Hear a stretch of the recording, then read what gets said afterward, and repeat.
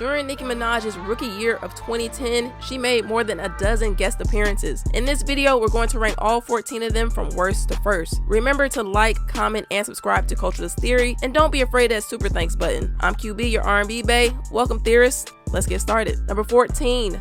Knockout. Nicki's appearance on Lil Wayne's Rebirth is a largely forgettable feature on a forgettable album. While rockstar Wayne was in his What's My Age Again bag throughout, Minaj drops by for a two-piece.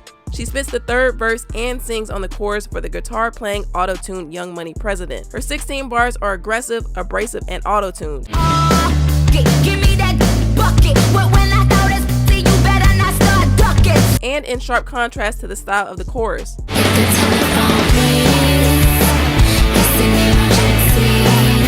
Which we guess shows range? Well, it ain't the end. Teaming up with another Cash Money label mate, this time British pop singer Jay Sean, Nicki jumps on the anti-apocalyptic 2012 It Ain't the End. This uninspired verse leaves a lot to be desired for a theme ripe for interpretation. It's a more muted interpolation of her come-up story. Work hard, now we know how to top bills. In the middle of the street doing cartwheels. A lot of them try to do it, but it's not real. Wasn't a rapper, then I could've got a pop deal. This synth pop backing track offered the opportunity to be more expansive on what's meant to be a world party anthem before the Mayan calendar expired. Thankfully, the earth is still on its axis, so we'll keep the party going with number 12, All I Do Is Win remix. It's a song heard around the world, or at least in every NBA arena. So let's talk about DJ Khaled's All I Do Is Win off his Victory album. The standard version already included verses from Luda, Snoop, and Rick Ross, with the hook carried out by T-Pain. The remix nearly tripled in size.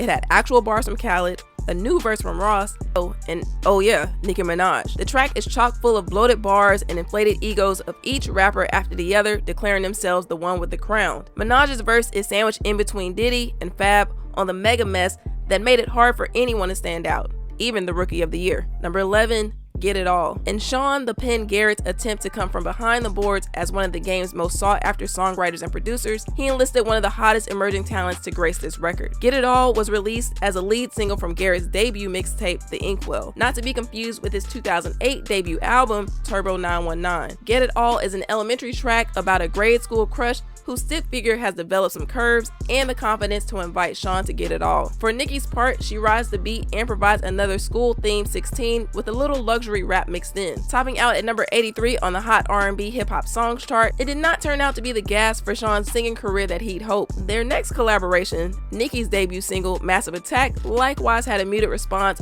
sputtering out at number 65. Number 10, Woohoo. Christina Aguilera had gotten dirty before, so that's not the issue. In fact, Woohoo isn't even as explicit as it is incessant. The song is fun, but the 5.5-minute Pola de Don track with the random Hungarian sample loop can drag. Nicki appears about 3 minutes into the record about what that mouth do and spits a couple of couture bars to punctuate Xtina's theme du jour. And there's still 2 minutes left. Even with Aguilera's vocal acrobatics and Nicki's trademark theatrics, you gotta know when to say when. Number 9, Letting Go, Dirty Love. Being taken off Sean Kingston's third and final major label release, Back to Life, didn't stop Letting Go from getting off somebody's hard drive and onto the radio. Easily his biggest record since his debut single Beautiful Girls, Letting Go Dirty Love would eventually sell more than 1 million copies in the US alone. The Stargate Productions use of the Dirty refrain here is way more palatable than Woohoo's repetitious element. Letting Go's chorus is more subtle than Nelly's Hot in Here, but aiming at the same effect. Nicki's verse is equally tamped down from her most explicit to something more tuned for easy listening. We don't think it's a stretch to say that the Jamaican singer got a few more spins and ends than he would have otherwise gotten thanks to Nicki Minaj. Side note, did you know that in 2011, a still unknown Canadian artist, Tory Lanez, signed a record deal with Sean Kingston, Time Is Money Entertainment, but later left the label to be an independent artist? Neither did we. Number 8, I Ain't Through. This lead single for her 4th album was a defiant reminder that Keisha Cole was not done yet. So getting the hottest female rapper to make an appearance put a stamp on that. At the time, Nicki was still taking not-so-sub shots at Lil' Kim. One thing the coupe never got, roof. Yeah, took the spot, she gone. And the end ad-libs had even less filter. The verse was what we'd come to expect from Minaj, with not much surprising or invigorating the song overall. I Ain't Through was one of 2 songs featuring Nicki Minaj with a December 7, 2010 debut. This one on streaming, the other was number 7, Raining Men. When this one hit radio, Bad Gal Riri was already in a commercial descent. Despite this being Rihanna's third single not to crack Billboard's Top 100 behind We Ride and Wait Your Turn, the chemistry between the Bayesian baddie and the Trinity-born Caribbean queen was refreshing. Taking a page from the high-energy Weather Girls original, Mel and Moose played into both of their strengths, producing a light-hearted anthem to pregame to. The song itself did not get the video or promotional TV performance treatment, which probably did not help its chart position, which topped out at number 48. Number 6, About My Face. This pairing may be the most surprising given the latter stages of the relationship between MC and the MC. Even at the time, Nicki herself found it hard to believe that she was collaborating with Mariah Carey. However, back in 2010, before their 2013 American Idol stint,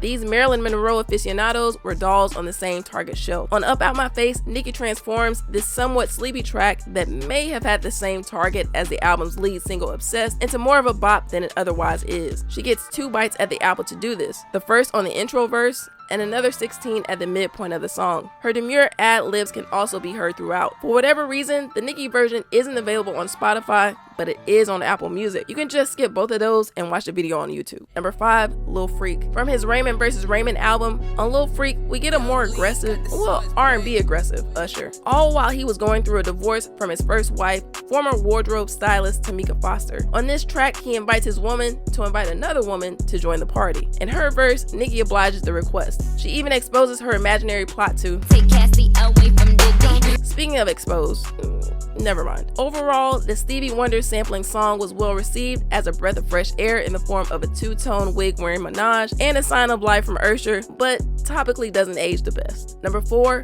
Hello Good Morning remix. One of several remixes to the second single from Last Train to Paris, Nicki is the only female MC invited to the Danger production. On this, the first and official remix to Hello Good Morning, Rick Ross handles the opening verse, with Minaj appearing later, and she makes it count with bag talk lyrics and animated delivery a la Old Dirty Bastard, shimmy, shimmy, y'all, shimmy, yeah, shimmy, yeah, and alternating flows. This one could have easily fallen into a Khaled-like category with multiple MCs and voices doing the heavy lifting, but the superior beat and bars give it a bounce here. Number 3, My Chick Bad. Foregoing his original concept of a collab album when Shauna bailed from DTP and signed with T-Pain's Nappy Boy Entertainment, Chris Lover pressed on by featuring multiple voices to complete his 8th studio project, including one Nicki Minaj. On this Battle of the Sexes track, Ludacris chose to make love, not war on this song devoted to praising his chick over the sister of another mister. His trademarked animated flows are paired nicely with Nicki's stylings on the legendary Trackster beat. For her part, she invokes iconic horror villains Freddy Krueger and Jason Voorhees en route to a number 11 spot on Billboard and a Grammy nomination for Best Rap Performance by a Duo or Group. She continues to fright fest playing a version of Freddie in the related music video. Nicki also appears in a video for the all-female remix with Diamond, Eve, and Trina. And according to the CT community, her 16 holds its own and then some even compared to these vets. Number 2, Bottoms Up. Produced by Kane Beats, Bottoms Up was Trey's lead single for Passion, Pain, and Pleasure.